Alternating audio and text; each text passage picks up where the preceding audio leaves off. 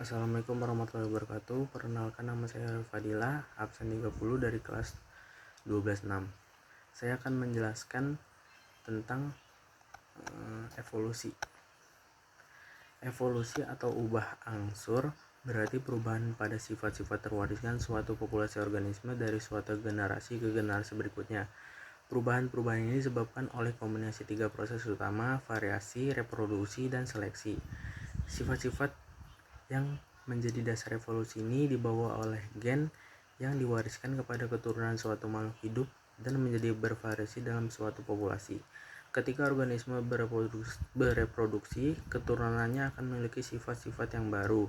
Sifat baru dapat diperoleh dari perubahan gen akibat mutasi atau transfer gen antara populasi dan antar spesies. Pada spesies yang berreproduksi secara seksual, kombinasi gen yang baru juga dihasilkan oleh rekomendasi genetika yang dapat meningkatkan variasi antar organisme. Evolusi terjadi ketika perbedaan-perbedaan terwariskan ini menjadi lebih umum atau langka dalam suatu populasi. Evolusi didorong oleh dua mekanisme utama, yaitu seleksi alam dan hanyutan genetik. Seleksi alam merupakan sebuah proses yang menyebabkan sifat terwaris yang berguna untuk keberlangsungan hidup dan reproduksi organisme menjadi lebih umum dalam suatu populasi, dan sebaliknya, sifat yang merugikan menjadi lebih berkurang. Hal ini terjadi karena individu dengan sifat-sifat yang menguntungkan lebih berpeluang besar bereproduksi, sehingga lebih banyak individu pada generasi selanjutnya yang mewarisi sifat-sifat yang menguntungkan ini.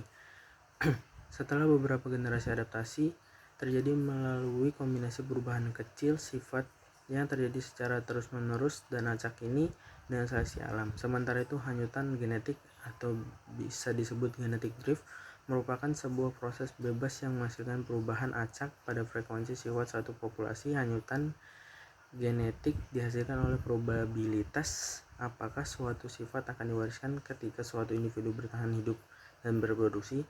Walaupun perubahan yang dihasilkan oleh hanyutan dan seleksi alam, perubahan ini berakumulasi dan menyebabkan perubahan yang substansial pada organisme. Proses ini mencapai puncaknya dengan menghasilkan spesies yang baru, dan sebenarnya kemiripan antar organisme ini yang satu dengan organisme yang lainnya mensugestikan bahwa semua spesies yang kita kenal berasal dari nenek moyang yang sama melalui proses divergen yang terjadi secara perlahan ini.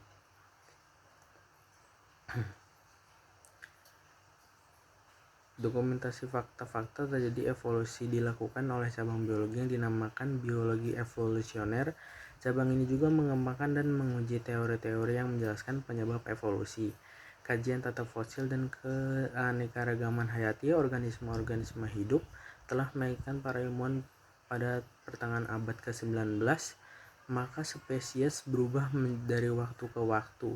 Namun, mekanisme yang mendorong perubahan ini tetap tidaklah jelas sampai pada publikasi tahun 1859 oleh Charles Darwin of The Origin of Species yang menjelaskan dengan detail teori evolusi melalui seleksi alam. Sekian penjelasan dari saya. Wassalamualaikum warahmatullahi wabarakatuh.